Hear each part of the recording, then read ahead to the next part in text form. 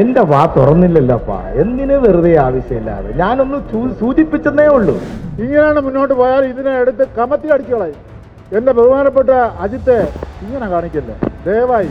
കഴിഞ്ഞ ടൈമിൽ ഇങ്ങനെ തന്നെയാണ്, സമയത്തിന് ഇരിക്കുമ്പോഴാണ് ഓരോ പേപ്പർ കൊണ്ടുവരുന്നത്. മനസ്സിലായി. പലതും നമ്മൾ പറയുമ്പോഴും 55 പേരുള്ള ധാർഷ്ട്യം കൊണ്ട് പാസ്സാക്കി പോകാറുണ്ട്. വികസനവും ക്ഷേമവും നാട്ടിൽ നടക്കാത്തത് കൊണ്ടല്ല തിരുവനന്തപുരത്ത് LDFന്റെ ഭരണം നഷ്ടപ്പെട്ടതെന്ന് ഉത്തമ ബോധ്യം ഞങ്ങൾക്കുണ്ട്, ജനങ്ങൾക്കുമുണ്ട്. അന്ന് ന്യായീകരിച്ച് നിങ്ങൾക്ക് അന്ന് ചെയ്തതെല്ലാം ഇന്ന് തെറ്റായിട്ട് തോന്നുന്നെങ്കിൽ ആ വിവേചനം തന്നത് ജനങ്ങളാണെന്ന് ഓർമ്മപ്പെടുത്തുകയാണ്. ഫെബ്രുവരി 20 ഉള്ളിൽ തന്നെ മോഡൽ കോഡ് ഓഫ് കോണ്ടാക്ട് വരുമെന്നാണ് നമ്മൾ പ്രതീക്ഷിക്കുന്നത്. ഇത് പാസ്സാക്കിയില്ലെങ്കിൽ അതിന് ശേഷം നമുക്ക് 2-3 മാസത്തിൽ മുഴുവൻ ഒന്നും ചെയ്യാൻ പറ്റില്ല. ഇതൊക്കെ ഫേസ് ചെയ്യേണ്ടി വരുന്ന എല്ലാ കൗൺസിലർമാരുമാണ് ജനങ്ങളാണ്. അതുകൊണ്ടാണ് ഇങ്ങനെ ഒരു സപ്ലിമെൻ്ററി അജണ്ട കൊണ്ടുവരേണ്ടി വന്നൊരു സാഹചര്യം ഉണ്ടായത്. നമസ്കാരം. തലസ്ഥാനത്ത് BJP നഗരസഭയിൽ അധികാരത്തിലേറിയതിന് ശേഷമുള്ള ആദ്യ കൗൺസിൽ യോഗം നടക്കുകയാണ്. ഇവിടെ എല്ലാവരും ഉറ്റുനോക്കുന്നത് ആദ്യ കൗൺസിൽ യോഗത്തിൽ തന്നെ വാക്പോരും പോർവിളിയും കടുക്കുമോ എന്നുള്ളതാണ്. അന്ന് ഈ പറഞ്ഞ സത്യപ്രതിജ്ഞ കഴിഞ്ഞ് വീണ്ടുമുള്ള സമയത്ത് തന്നെ ഇത് സൂചിപ്പിച്ചിരുന്നു. ഇവിടെ പല നഗരസഭകളിലും പഞ്ചായത്തിലും ഒക്കെ നടന്ന കാര്യങ്ങളെക്കുറിച്ച് സൂചിപ്പിച്ചു. ആരും ഇവിടെ അയോഗ്യരായി എന്നൊന്നുമല്ല ഇവിടെ സൂചിപ്പിച്ചത്. നിയമപരമായി മുനിസിപ്പാലിറ്റി ആക്ട് അനുസരിച്ച് ഓത്ത് റൂൾസ് അനുസരിച്ച് ഒരാൾ എടുക്കേണ്ട സത്യപ്രതിജ്ഞയിൽ ലംഘനമുണ്ടായി. സ്വാഭാവികമായി അന്നത് സൂചിപ്പിച്ചപ്പോൾ അന്ന് അവിടെ ഇരുന്ന കളക്ടർ പറഞ്ഞു നിങ്ങൾ കോടതിയെ സമീപിക്കാൻ. കോടതിയെ സമീപിച്ചു. കോടതിയിലുണ്ടായ ആദ്യത്തെ പ്രൈമ ഫേസി ഓർഡറാണ് ഇവിടെ, ഇന്ററിം ഓർഡറാണ് ഇവിടെ സൂചിപ്പിച്ചത്. അതിന് ഇത്രയും വലിയ സംസാരവും നടത്തേണ്ട ആവശ്യമില്ല. അത് സൂചിപ്പിച്ചതും അത് ഇവിടുത്തെ കോർപ്പറേഷൻ അറിവുണ്ടായതുമൊക്കെ ബോധ്യമുള്ള കാര്യങ്ങളാണ്. അപ്പം അത്തരത്തിലൊക്കെ പറഞ്ഞ് ഇങ്ങനെ പറയുന്ന കാര്യങ്ങളെ മുനയൊടിക്കാമെന്നുള്ളതല്ല, നിയമപരമായി ചെയ്യേണ്ട കാര്യങ്ങൾ ചെയ്യണമെന്നാണ് ഒരു കൗൺസിൽ അംഗങ്ങൾ എന്നുള്ള രീതിയിൽ ഞങ്ങൾ ആ വിഷയം സൂചിപ്പിച്ചത്. നിയമപരമായിട്ടുള്ള ഒരു പ്രശ്നമാണ്, അല്ലാതെ ആരെയും തൂക്കിക്കൊല്ലാൻ വേണ്ടിയിട്ടൊന്നുമല്ല ഞാൻ ഈ കാര്യത്തിനകത്ത് ഇടപെടുന്നത്. അങ്ങനെ തെറ്റിദ്ധരിക്കരുത്. ഞാൻ ഈ ഉത്തരവാണ് വായിക്കുന്നത്. പ്രൈമ ഫേസ്, അതായത് PB കുഞ്ഞുകൃഷ്ണൻ സാറുടെ ജഡ്ജിയുടെ ഓർഡറാണ്, എൻ്റെ ഓർഡർ അല്ല. Prima facie I am of the opinion that an arguable case is made by the petitioner, therefore the writ petition is admitted. Right. അത് രണ്ടാമത്തെ കാര്യം. The learned counsel for the state election commission take notice for the first respondent. State election commission notice എടുത്തിട്ടുണ്ട്. The learned counsel pleader takes notice for the respondent number 2 and 24, 2ഉം 24ഉം notice എടുത്തിട്ടുണ്ട്. The standing counsel for the corporation take notice for the third respondent, അതും എടുത്തിട്ടുണ്ട് standing counsel. Issue urgent notice to respondent 4 to 23. The oath taken by the respondent number 4 to 23 will be subject to the result of the writ petition. ആ ബഹുമാനപ്പെട്ട judge അവിടെ നടത്തിയിട്ടുള്ള comment ഞാൻ ഈ വേദിയിൽ അത് ഉപയോഗിക്കുന്നില്ല. പക്ഷേ വളരെ സീരിയസ് ആയിട്ടുള്ള ചട്ടലംഘനമാണ് ഈ നടന്നിട്ടുള്ളത്. ആ ചട്ടലംഘനം പോയിന്റ് ഔട്ട് ചെയ്യാനും അത് തിരുത്തണമെന്നുള്ള കാര്യത്തിനകത്ത് യാതൊരുവിധ സംശയവുമില്ല. അതല്ലാതെ ഇതിൻ്റെ ആദ്യത്തെ യോഗത്തിനകത്ത് ഇത് വളരെ സീരിയസ് ആയിട്ട് തന്നെ ഞാൻ ഈ കാര്യങ്ങൾ ഇതിനു മുമ്പ് തന്നെ പറഞ്ഞതാണ്, രേഖാമൂലം കൊടുത്തിട്ടുള്ളതാണ്. ഇതൊരു വളരെ സീരിയസ് ആയിട്ടുള്ള കാര്യങ്ങളാണ്. ഇതിനെ കണക്ട് ചെയ്തിട്ട് സുപ്രീം കോടതിയിലും ഹൈക്കോടതിയിലും എല്ലാം നിരവധി കേസുകൾ ഈ കാര്യത്തെ സംബന്ധിച്ച് വന്നിട്ടുള്ളതാണ്. അതുകൊണ്ട് ഇറ്റ് ഈസ് എ ക്ലിയർ കേസാണ്. അത് എൻ്റെ ഒരു വ്യക്തിപരമായിട്ടുള്ള കാര്യമല്ല. ഇവിടെ നിയമലംഘനമായിട്ടുള്ള ഒരു കാര്യം നടക്കുമ്പോൾ അത് പോയിന്റ് ഔട്ട് ചെയ്യുക എന്നുള്ളത് ഉത്തരവാദിത്തമാണെന്നുള്ളത് കൊണ്ടാണ് ആ കാര്യത്തെ സംബന്ധിച്ച് ഈ പോയിന്റ് ഔട്ട് ചെയ്യുന്നത്. അത് കോടതിയിൽ വന്നിട്ടുണ്ടെങ്കിൽ അതിന്റെ തീരുമാനങ്ങൾ എന്താണെന്നുള്ളത് എടുക്കണം. നിങ്ങൾ ഇനി പുതിയ കൗൺസിൽ വെക്കണം. പിന്നെ വേറൊരു കാര്യം, പലയിടത്തും ഇത്തരത്തിലുള്ള പ്രശ്നങ്ങൾ ഉണ്ടായിട്ടുണ്ട്. അപ്പൊ ഇതിനകത്ത് കോടതി പറയുന്ന നിയമപരമായിട്ടുള്ള കാര്യങ്ങളായിട്ട് സ്റ്റാൻഡ് ചെയ്യണം എന്നുള്ള അഭിപ്രായമാണ് ഇതിലിപ്പോ എനിക്ക് തോന്നുന്നു വ്യത്യസ്ത അഭിപ്രായമുള്ളവർക്കും എല്ലാവർക്കും ആവശ്യത്തിന് സമയം എല്ലാ അഭിപ്രായം പറയാൻ സാധിച്ചു എന്നാണ് ഞാൻ വിശ്വസിക്കുന്നത്. നമുക്ക് അടുത്ത വിഷയത്തിലേക്ക് പോകേണ്ടതായിട്ടുണ്ട്. ഒരു പ്രശ്നം ഇവിടെ ഉന്നയിച്ച ബഹുമാനപ്പെട്ട ദീപക്, രാഖി രവികുമാർ, ഗിരികുമാർ ഉൾപ്പെടെ മേയർ ഉൾപ്പെടെ ഉള്ളവർ തന്നെ അഭിഭാഷകരാണ്. ഒരുമിച്ച് തന്നെ ഒരുപാട് വർഷം നിയമപരമായ കാര്യങ്ങൾ നമ്മൾ കോടതിക്കുള്ളിൽ കൈകാര്യം ചെയ്തിട്ടുള്ളവരാണ്. ഒരു പെറ്റീഷൻ ഫയൽ ചെയ്ത് ഒരു നോട്ടീസ് ഇഷ്യൂ ചെയ്ത് ഒരു കമൻ്റ് ഒരു ജഡ്ജി പറഞ്ഞു എന്ന് പറഞ്ഞിട്ട് ഒരാളിനെയും ശിക്ഷ വിധിക്കുന്നതായിട്ടുള്ള ഒരു ശൈലിയില്ല. അത്തരത്തിൽ ഏതെങ്കിലും ഒരു ഉത്തരവ് കോർപ്പറേഷന് ലഭിക്കുകയാണെന്നുണ്ടെങ്കിൽ തീർച്ചയായിട്ടും അടുത്ത നിമിഷം മുതൽ അതിൻ്റെ നടപടികൾ സ്വീകരിക്കും. അങ്ങനെ ഒരു ഉത്തരവ് ലഭിച്ചിട്ടില്ലാത്ത സാഹചര്യത്തിൽ ചെയ്യാൻ സാധിക്കില്ല. മറ്റൊന്ന്, സംസ്ഥാനം ഭരിക്കുന്ന LDF സർക്കാർ തിരുവനന്തപുരം സംസ്ഥാന തലസ്ഥാനത്ത് നിയോഗിച്ച ജില്ലാ കളക്ടർ ആയിട്ടുള്ള വരണാധികാരിയാണ് ഈ കൗൺസിലർമാരെ അംഗീകരിച്ചിട്ടുള്ളത്.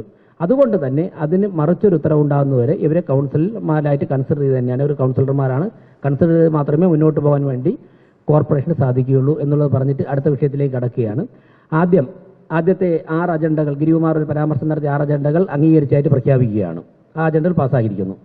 മന്ത്രി കൃഷ്ണൻകുട്ടിയുടെ പേരിൽ സത്യപ്രതിജ്ഞ ചെയ്തിട്ടുണ്ട്, ഉമ്മൻചാണ്ടിയുടെ പേരിലും സത്യപ്രതിജ്ഞ ചെയ്തിട്ടുണ്ട്.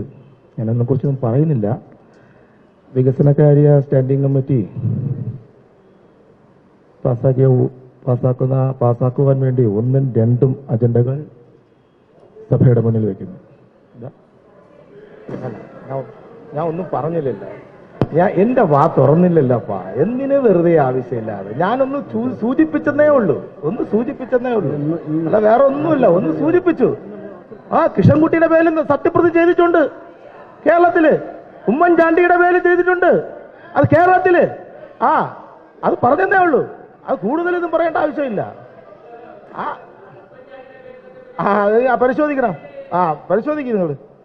അത് പോട്ടെ, കേസ് വിട്ടു. നമ്മളത് ആ ചർച്ചയിലേ ഞാൻ പങ്കെടുക്കാൻ ആഗ്രഹിക്കുന്നുമില്ല. 1ഉം 2ഉം അജണ്ടകൾ.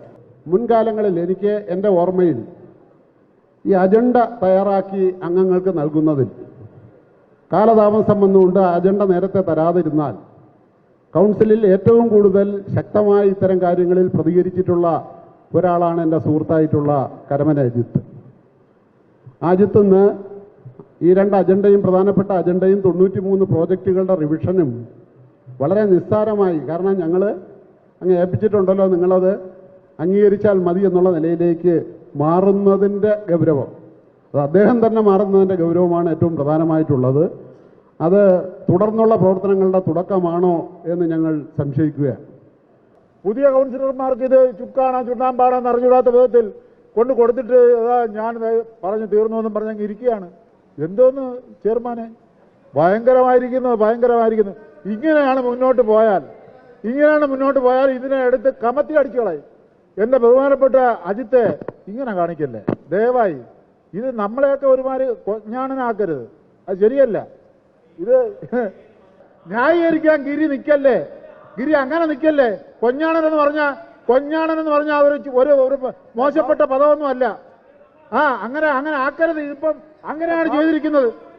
ഇത് ബഹുമാനീയരായ പ്രധാനപ്പെട്ട കൗൺസിലർമാർക്ക് പോലും ഈ പേപ്പർ കൊടുത്തിട്ടില്ല എന്ന് പറഞ്ഞാൽ സ്റ്റാൻഡിംഗ് കമ്മിറ്റികളിലെയും അംഗങ്ങളുമായി ചർച്ച ചെയ്തതിനു ശേഷമാണ് ഈ ഭേദഗതി മാറ്റിയിട്ടുള്ളത്. നിങ്ങൾ അത് മനസ്സിലാക്കണം. എല്ലാ കൗൺസിലർമാരും ഉണ്ടായിരുന്നു. അതെങ്ങനെയാണ് എല്ലാ അതായത് സ്റ്റാൻഡിംഗ് കമ്മിറ്റികളിൽ ഇതെല്ലാം കൂടെ ചർച്ച ചെയ്യുമോ? ഒരു സ്റ്റാൻഡിംഗ് കമ്മിറ്റിയിൽ ആ സ്റ്റാൻഡിംഗ് കമ്മിറ്റിയിലെ വിഷയങ്ങളല്ലേ ചർച്ച ചെയ്യൂ? കാർഷിക മേഖലയും മൃഗസംരക്ഷണ മേഖലയും ധനകാര്യ വകുപ്പിൽ ചർച്ച ചെയ്യുമോ? മരാമത്തിൽ ചർച്ച ചെയ്യുമോ? അത് പിന്നെ എങ്ങനെ ചർച്ച ചെയ്യും? അത് എല്ലാവരും ചർച്ച ചെയ്താണെന്ന് എങ്ങനെ പറയാൻ പറ്റും? എന്ന് അറിഞ്ഞിടാത്ത ആളാണ്, അങ്ങനെ പറയരുത്, അത് ശരിയല്ല. ശരി, ശബരിനാഥ്.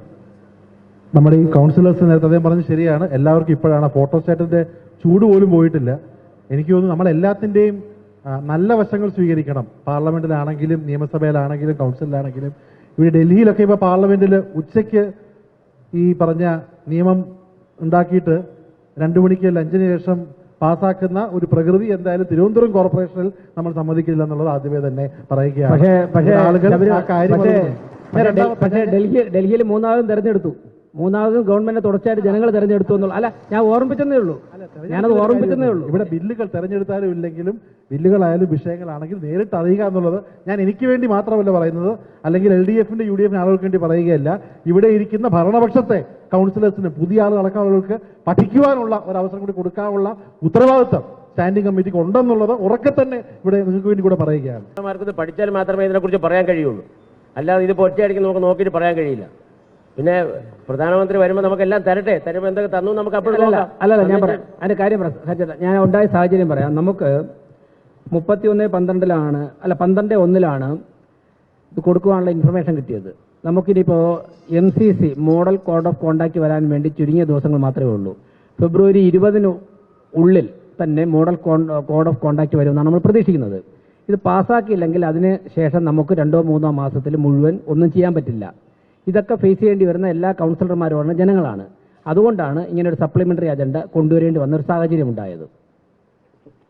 നമ്മുടെ ദൈനംദിന പ്രവർത്തനത്തിൽ ബുദ്ധിമുട്ടുണ്ടാവരുത് എന്നുള്ള സാഹചര്യം ഉണ്ടായത്. തെരഞ്ഞെടുപ്പില്ലായിരുന്നെങ്കിൽ വരില്ലായിരുന്നത്. അല്ല, അങ്ങ് പറഞ്ഞ മനസ്സിലായി. പേര് പോലും പറയാതെ, കൗൺസിലിൽ പോലും ഈ കോപ്പി തരാതെ, ഇപ്പൊ ചൂടാറി എന്ന് പറഞ്ഞല്ലോ. അല്ലല്ല, ചർച്ച എന്ന് പറയുന്നത് അങ്ങയുടെ മാത്രം അവകാശമല്ലല്ലോ. ബഹുമാനപ്പെട്ട അങ്ങൊന്നും ഇരിക്കണം.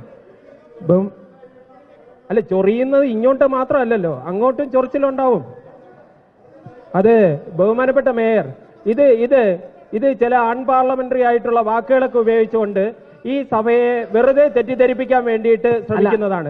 ബഹുമാനപ്പെട്ട അംഗം പറഞ്ഞ അതേ സ്പിരിറ്റിൽ ഞാൻ ചോദിക്കുന്നു, കഴിഞ്ഞ ഇത്രയും 10-45 വർഷം നിങ്ങൾ ഇതേ രീതിയിലായിരുന്നു റിവിഷൻ നടത്തിയിരുന്നത്. അന്ന് ന്യായീകരിച്ച് നിങ്ങൾക്ക് അന്ന് ചെയ്തതെല്ലാം ഇന്ന് തെറ്റായിട്ട് തോന്നുന്നെങ്കിൽ ആ വിവേചനം തന്നത് ജനങ്ങളാണെന്ന് ഓർമ്മപ്പെടുത്തുകയാണ്. പിന്നെ ഇപ്പോ ഇതിനെല്ലാം മറുപടി പറയാൻ പാടില്ല എന്ന് പറയുന്നത് മോശമാണ്. കാരണം ബഹുമാനപ്പെട്ട ഈ അംഗങ്ങൾ ഉൾപ്പെടുന്ന എല്ലാ സ്റ്റാൻഡിംഗ് കമ്മിറ്റികളിലും ഈ റിവിഷൻ പദ്ധതികൾ ചർച്ച ചെയ്തു എന്നാണ് ചെയർമാൻ ഉറപ്പിച്ചു പറയുന്ന ഒരു കാര്യം. ആ സ്റ്റാൻഡിംഗ് കമ്മിറ്റികളിൽ എല്ലാ അംഗങ്ങളും ഉണ്ടായിരുന്നു. നിങ്ങൾക്ക് അവിടെയും അവസരം ഉണ്ടായിരുന്നു. ഇനി ഇവിടെ പറയാൻ പാടില്ല എന്നല്ല, പറയാം. നിങ്ങൾ പറയുന്നതിനൊന്നും കുഴപ്പമില്ല. പക്ഷേ ഇത്രയും കാലം നിങ്ങൾ ചെയ്തുകൊണ്ടിരുന്നതിന് എത്രയോ മെച്ചപ്പെട്ട രീതിയിൽ ഇത് പ്രിന്റ് ചെയ്ത് കയ്യിൽ തന്നു. ഓരോ സ്റ്റാൻഡിംഗ് കമ്മിറ്റിയിൽ ചർച്ച ചെയ്തു. 12-ാം തീയതി തന്നിട്ട് ഈ മാസം 30-ന് മുമ്പായിട്ട് ചെയ്യേണ്ട ഒരു സീരീസ് ആയിട്ട് കലണ്ടർ തരുമ്പോൾ ആദ്യത്തെ കൗൺസിൽ യോഗത്തിൽ തന്നെ അത് വെച്ച് പാസ്സാക്കി ഈ 30-ന് മുമ്പ് റിവിഷൻ പദ്ധതികൾ പാസ്സാക്കണമെന്ന ഉത്തരവാദിത്തം ഏറ്റെടുത്തുകൊണ്ട് ഈ പദ്ധതികളൊന്നും നഷ്ടപ്പെടരുതെന്നും വാർഡിലെ ജനങ്ങൾക്കും ബുദ്ധിമുട്ടുണ്ടാവരുതെന്നും ഇവിടെ ഇരിക്കുന്ന കൗൺസിൽ അംഗങ്ങൾ ഏറ്റെടുത്ത നിരവധി പദ്ധതികളുണ്ട് ഇതിൽ. അതെല്ലാം നഷ്ടപ്പെടാതെ നോക്കുക എന്നുള്ള ഉത്തരവാദിത്തമാണ് വികസനകാര്യ സ്റ്റാൻഡിംഗ് കമ്മിറ്റി ചെയർമാൻ ഏറ്റെടുത്തത്. അതിനെ ഇങ്ങനെ മോശമായി കാണുകയും ചില വാക്കുകൾ പറയുകയും മറുപടി പറയാൻ എഴുന്നേൽക്കുമ്പോഴത്തേക്ക് അതൊന്നും പാടില്ല എന്നുള്ള ഇത് കാലം മാറിയത് നിങ്ങൾ അറിയുക. ഇരിക്കുന്നത് അതേ വശത്താണെങ്കിലും ചില കാര്യങ്ങളിൽ വലിയ മാറ്റം അപ്പുറത്തൊക്കെ ഉണ്ടായി എന്ന് മനസ്സിലാക്കാൻ നിങ്ങൾ ഈ അവസരം മറന്നു പോകരുത്. എന്തായാലും ബഹുമാനപ്പെട്ട വികസനകാര്യ സ്റ്റാൻഡിംഗ് കമ്മിറ്റി ചെയർമാൻ പറഞ്ഞ ആ ഗൗരവം നമ്മൾ മനസ്സിലാക്കുക. നമ്മൾ തമ്മിലുള്ള വാക്ക് തർക്കങ്ങൾ നമുക്ക് ഒരു പൊളിറ്റിക്കലിന്റെ അടിസ്ഥാനത്തിൽ നമുക്ക് വാശിയോടുകൂടിയും ഒരു സ്നേഹത്തോടുകൂടിയും സൗഹൃദപരമായിട്ടൊക്കെ നമുക്ക് നടത്താം. പക്ഷേ ഈ പദ്ധതികൾ അംഗീകരിക്കാൻ എല്ലാ കൗൺസിലർമാരുടെയും പിന്തുണ ഉണ്ടാകണമെന്നാണ് ഈ കാര്യത്തിൽ സൂചിപ്പിക്കാനുള്ളത്. ഈ വെല്ലുവിളിക്കുന്നതൊക്കെ വളരെ നല്ലത് തന്നെയാണ്. മാറിയിരുന്ന് അപ്പുറത്തും ഇപ്പുറത്തും മാറിയിരുന്ന് ഭരണസമിതി മാറി ഞങ്ങൾ അങ്ങനെയാണ് ഇങ്ങനെയാണ്. 45 വർഷം ഇവിടെ ഭരിച്ചത് തന്നെയാണ്. അതിന്റെ നേട്ടങ്ങളാണ് ഇപ്പൊ നിങ്ങളൊക്കെ എടുത്ത് തലയിൽ വെക്കുന്നത് മാത്രം. അല്ലാന്ന് എവിടെയെങ്കിലും പറയാമോ? ഇവിടെ നഗരത്തിൽ നടത്തിയ വികസനക്ഷേമ പ്രവർത്തനങ്ങൾ അതിലിപ്പോ ഇവിടെ സൂചിപ്പിച്ചല്ലോ. ഇവിടെ പിന്നെ നമ്മുടെ വാർഡ് വിഭജനം ഉൾപ്പെടെയുള്ള ചില കുറവുകളിൽ വന്ന കുറവുകളാണെന്ന് ഞങ്ങൾക്ക് ഉത്തമ ബോധ്യമുണ്ട്. എങ്ങനെയാണ് നിങ്ങൾ ഇവിടെ വന്നിരിക്കുന്നതെന്നും നിങ്ങൾ എങ്ങനെ ഭരിക്കാൻ വന്നതെന്നും ഒക്കെയുള്ള ഞങ്ങൾ അതിനെക്കുറിച്ചൊക്കെ നന്നായി ബോധ്യമുള്ള കാര്യമാണ്. വികസനവും ക്ഷേമവും നാട്ടിൽ നടക്കാത്തത് കൊണ്ടല്ല തിരുവനന്തപുരത്ത് LDFന്റെ ഭരണം നഷ്ടപ്പെട്ടതെന്ന് ഉത്തമ ബോധ്യം ഞങ്ങൾക്കുണ്ട്, ജനങ്ങൾക്കുമുണ്ട്. കാരണം നിങ്ങളിപ്പോ പോകുന്ന സ്കൂളിലും നിങ്ങളിപ്പോ പോകുന്ന റോഡിലും ഇനിയിപ്പോ നിങ്ങളിപ്പോ പറഞ്ഞല്ലോ ഇവിടെ കുറെ കാര്യങ്ങൾ ഞങ്ങൾക്കും സന്തോഷമാണ്. ഏതെങ്കിലും വികസനത്തിനെതിരാണെന്ന് ഇവിടെ ആരെങ്കിലും സൂചിപ്പിച്ചോ? ഇവിടെ എന്താ ഇപ്പൊ എല്ലാവരും പറഞ്ഞത്? ഈ തന്ന അജണ്ട ഈ അവസാന നിമിഷം തന്ന പുതിയ കൗൺസിൽ അംഗങ്ങളാണ്. പലരും കുറച്ചുപേർ മാത്രമേ ഉള്ളൂ പഴയത്. അവർക്കൊന്ന് നോക്കാനുള്ളൊരു അവസരം കൊടുക്കണം. എന്താ ചോദിച്ചത്? തെറ്റുണ്ടോ? അത് തെറ്റാണെന്നാണോ എനിക്ക് തോന്നുന്നത്? ഒരിക്കലും തെറ്റിലല്ല പറഞ്ഞത്. ഇതൊന്ന് നോക്കാൻ അവസരം തരണം. 2 ദിവസം കഴിഞ്ഞ് വെക്കാം, അല്ലെങ്കിൽ 2 ദിവസം കഴിഞ്ഞ് പാസ്സാക്കാമെന്നാണ് പറഞ്ഞത്. 31-ാം തീയതി ഒരു ദിവസമുണ്ട്. അപ്പൊ അതിനൊക്കെ ഇങ്ങനെ ഞങ്ങൾ ഇനി വന്നു, ഞങ്ങൾ അങ്ങനെ വന്നു, അതൊന്നും പറഞ്ഞ് ഭീഷണിപ്പെടുത്തുകയും ഇവിടെ ആരെയും കൊച്ചാക്കുകയൊന്നും വേണ്ട. എന്താണ് കാരണമെന്നും അതിനുള്ള അവിടെ വന്നതിന്റെ ഇതും അറിയാം. എല്ലാ ഗുണങ്ങളും നിങ്ങളും അനുഭവിച്ചിട്ട് തന്നെയാണ് കഴിഞ്ഞ കാലങ്ങളിൽ. നിങ്ങളുമൊക്കെ ജനപ്രതിനിധികളായി ഇവിടെ വരുമ്പോൾ എല്ലാ വാർഡിലും ഒരേപോലെ വികസനം നടത്തുവാൻ പണം നൽകിയതിന്റെ അടിസ്ഥാനത്തിലാണ് നിങ്ങളുമൊക്കെ നിങ്ങളുടെ വാർഡുകളിൽ ആളായത്. അപ്പൊ അതുകൊണ്ട് ഞങ്ങളാരും ഒന്നും ചെയ്യാതല്ല നിങ്ങളായത്. അതുകൊണ്ട് അങ്ങനെ ഞാനും നിങ്ങളും എന്നൊക്കെ വാദം ഞങ്ങൾ അങ്ങനെ വെല്ലുവിളിക്കാനൊന്നും അല്ലല്ലോ ഇവിടെ പറഞ്ഞത്. ഇവിടെ സൂചിപ്പിച്ച കാര്യങ്ങൾ വളരെ വ്യക്തമല്ലേ ഗിരി? ഇവിടെ ആരെങ്കിലും പറഞ്ഞു? അപ്പൊ ഗിരിയാണ് ഇവിടെ അനാവശ്യമായ രാഷ്ട്രീയവും അനാവശ്യമായ വെല്ലുവിളികളും ഗിരിയാണ് നടത്തുന്നത്. ഗിരി ഇപ്പൊ ഉത്തമ ബോധ്യം വരണം. ഭരണസമിതിയുടെ അംഗമാണ്. ഗിരിക്ക് ഉത്തമ ബോധ്യം വേണം. ഗിരി ഇപ്പോൾ ഭരിക്കുന്ന ഒരു കൗൺസിലിന്റെ ഭാഗമാണ്. ഗിരി കുറച്ചുകൂടെ ഒക്കെ തന്മയത്വത്തോടെ പെരുമാറാൻ ശ്രമിക്കണം. ഞങ്ങളെ പ്രകോപിപ്പിക്കാൻ വേണ്ടിയാണെങ്കിൽ പ്രകോപിതരാവാൻ പറ്റിയ ഒരു ടീം തന്നെ ഇവിടെ ഉണ്ട്. അത് മനസ്സിലാക്കിയാൽ മതി. വാർഡ് വിഭജിച്ചത് ആരാണെന്ന് രാഖി പറയും മുമ്പേ ഒന്ന് ഓർക്കുന്നത് നല്ലതായിരുന്നു. എന്നിട്ട് മറ്റുള്ളവരെ പറഞ്ഞിട്ട് കാര്യമല്ല. അത് തന്നെ. അതൊന്ന്. രണ്ടാമത്തെ കാര്യം ഇതുപോലെ തന്നെയാണ് ബാബുച്ചേട്ടാ. നിങ്ങളിതിപ്പോൾ എങ്ങനെയാണെന്ന് അറിയില്ല. കഴിഞ്ഞ ടൈമിൽ ഇങ്ങനെ തന്നെയാണ്. സമയത്തിന് ഇരിക്കുമ്പോഴാണ് ഓരോ പേപ്പർ കൊണ്ടുവരുന്നത്. മനസ്സിലായി? പലതും നമ്മൾ പറയുമ്പോഴും 55 പേരുള്ള ധാർഷ്ട്യം കൊണ്ട് പാസ്സാക്കി പോകാറുണ്ട്. പോട്ടെ, അല്ല ഇപ്പൊ പറയുന്നത് നമ്മളതല്ല പറയുമ്പോൾ എല്ലാം ഒരു ന്യായം അങ്ങോട്ടും ഇങ്ങോട്ടും നോക്കി പറയുക. ഇവിടെ ഇപ്പോ എന്താണ് ഇവിടെ പറയുന്നത് കേട്ട് കഴിഞ്ഞാൽ വളരെ ചുരുങ്ങിയ ദിവസം കൊണ്ട് ഇവിടെ ഈ അജണ്ട കൊണ്ടുവന്ന്, അപ്പോൾ ഇങ്ങനത്തെ ഒരു അജണ്ട നമ്മളൊരു ഔട്ട് ഓഫ് അജണ്ടയിൽ നിന്ന് വളരെ കേവലം ഇതിനകത്ത് എന്താണ് ഇവിടെ ഈ മീറ്റിംഗ് തുടങ്ങുന്ന സമയത്ത് തുടങ്ങി 10 മിനിറ്റ് കഴിഞ്ഞതിന് ശേഷം പേപ്പർ കൊണ്ടുവന്ന് കൊടുക്കുകയല്ല യഥാർത്ഥത്തിൽ ചെയ്യേണ്ടത്. ഇപ്പോൾ എന്താണ് 2 or 3 ദിവസം അല്ലെങ്കിൽ 30-ാം തീയതിക്ക് മുമ്പ് കൗൺസിൽ വിളിച്ചു കൂട്ടിയിട്ട് ഇത് ഡിസ്കസ് ചെയ്യാം. അതിനകത്തൊന്നും ആർക്കും തർക്കമില്ല എന്നുള്ളത് മാത്രമല്ല, നമ്മളൊരു കൗൺസിലും ഒരു സംവിധാനത്തെ സംബന്ധിച്ച് നമ്മൾ നോക്കുമ്പോൾ ഇതൊരു 3 ടയർ സിസ്റ്റമാണ്.